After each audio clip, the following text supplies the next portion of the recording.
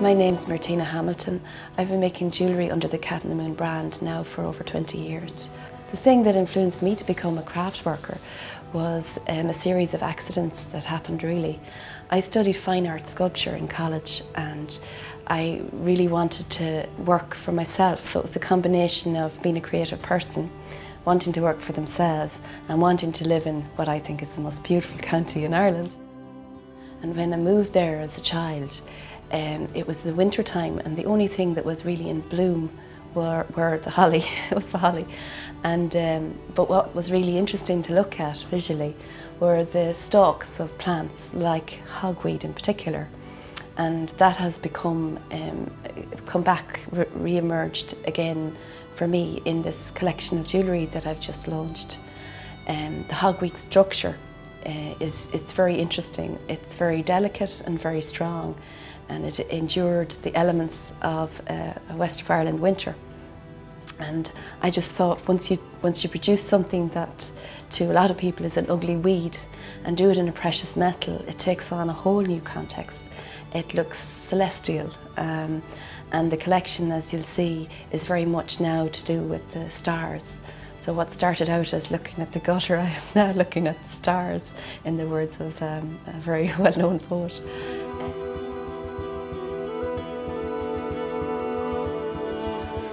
My name's Gus Mabelson and I run the Crafts Council of Ireland's Ceramic Design and Skills course here in Thomastown, County Kilkenny. We're in an old disused grain mill by the side of the River Nore, and I have 12 students to train up to a professional standard of production pottery. It's now a 2-year programme, and I have those 12 students and they come to me for the 2 years. And we go through all the production procedures that are required. So as they go through the 2 years, they acquire the skills and the fluency of skills and knowledge that they need to set up and produce work to a professional standard. Well, to date on the course we have been focusing mainly on throwing, on the skill of throwing. We started in September, so we're about 2 months into the course. So we've been given demonstrations and we've just been sitting down and throwing day in, day out for 2 months, which has been great. The improvements in people, like, it's amazing just to see. Some people couldn't throw at all when they started, and now they have rows and rows of pots. I suppose in the future we'll be doing a lot more glazing and decorating, and kind of auxiliary skills will be brought into play. I did a degree in ceramics a few years back in Limerick, and it was a great experience at the time, but quite conceptual. So this is far more hands-on and far more practical. Very enjoyable, but very hard work as well, you know.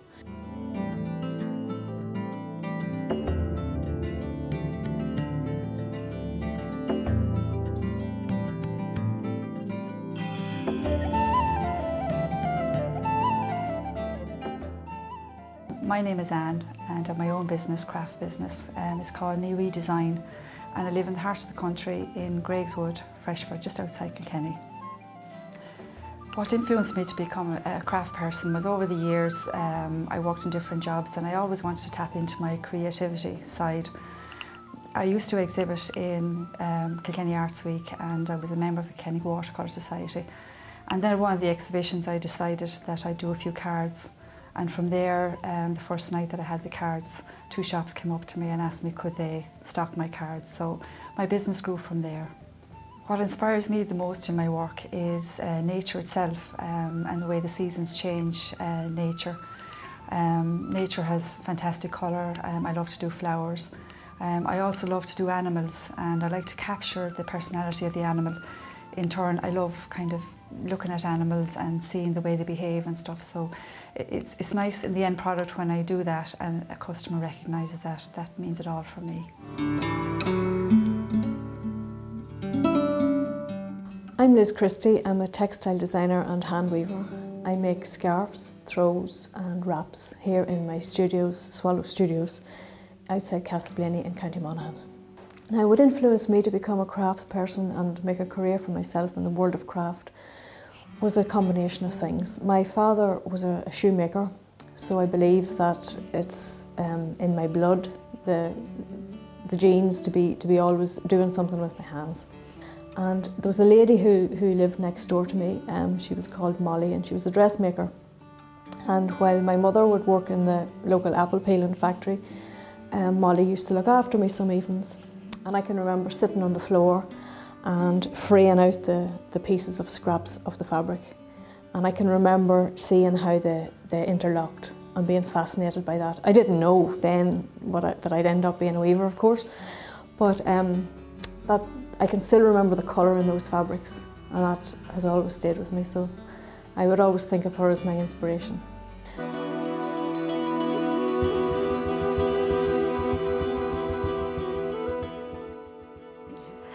My name is Lisa Shaugi and I'm based in Dublin, but I work with a group of knitters in Wicklow.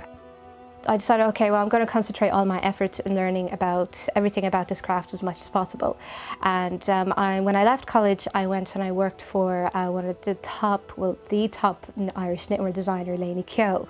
And I learned quite a lot from her, but one of the main things I learned was you can hang on to the commercial element and keep the wearable aspects of the garments, as well as holding on to your own personality, injecting your own personality into your own creations. There are certain sources of inspiration that I find keep popping up in my work. One is definitely my memories of growing up in the Sudan and being surrounded by women and the old kind of adult dress. They wear a lot of voluminous fabrics, but it's also layering and layering of garments, which is the underlayer, the overlayer, and then this, you know, beautiful long almost like a sari fabric that you wrap around your body. But I mean, I love that process of just pretty much just going, you're in the studio, you're working away, you know, you're kind of shot everything out and you're just creating something, bringing something that's from just your imagination onto paper and actually into, you know, kind of 3D, something that you can hold, you can feel, you can wear, that you know people will look at and go, I have to have that piece. It's a great feeling to have someone come up to you and just be blown away by what you've produced, and to go away and know that they'll be happy to have something in their wardrobe that they'll be able to hang on to no matter what the fashion trends is. It would become a classical piece addition to what they would have already in their wardrobe.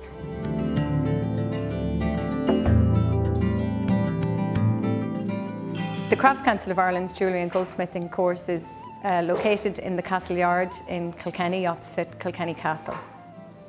The course has been in existence for the last 15 years. Its focus is on the traditional skills and craftsmanship in fine jewellery.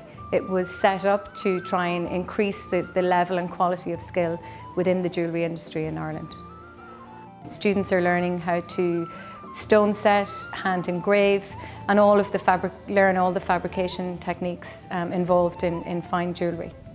There's a broad range of students enrolled in the course. Some are coming from design backgrounds in jewellery and silversmithing. Some are coming from a variety of other backgrounds, maybe tool making, maybe complete career change.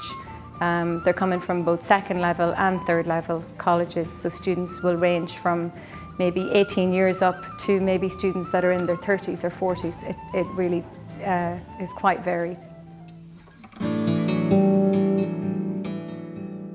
Hello, my name is Ray Power from Castle Arch Pottery. We're here in the Castle Yard in Kilkenny, right across from the Design Centre and St John's Castle. I've been in full-time production for the last 16 years. We produce pottery, giftware for the retail and wholesale market. Some of the people we'd supply would be the likes of the Kilkenny shop in Dublin, Arnott's in Dublin, Medicine Burn nationwide, people like that. What sets us apart from other craftspeople involved in pottery, our competitors, would be the way that we decorate. We use a process called slip trailing. It's like drawing freely on a piece, and then the glaze sits very nicely on it when it's fired. The process involved from the initial stage, which is throwing on a wheel by a master potter. Each piece is thrown individually. We then leave it maybe for a day to dry out a bit, to harden, so that we can hold it. Then we use our slip trailing process again, which I refer to. Then the pieces are left to dry until they're bone dry, and then they're put in a kiln and fired to 1000 degrees centigrade. Our glazes then are applied, and they are refired then to 1200 degrees centigrade. It's great to get a compliment when customers of ours are passing through here and picking up our pottery. They're initially attracted to the varied selection of colours and glazes we have, and then to the attention to detail. We've been here 16 years, so on a number of occasions throughout the year you'll have repeat customers from people who are coming back into the country and want to bring home another gift to a loved one or for their own home.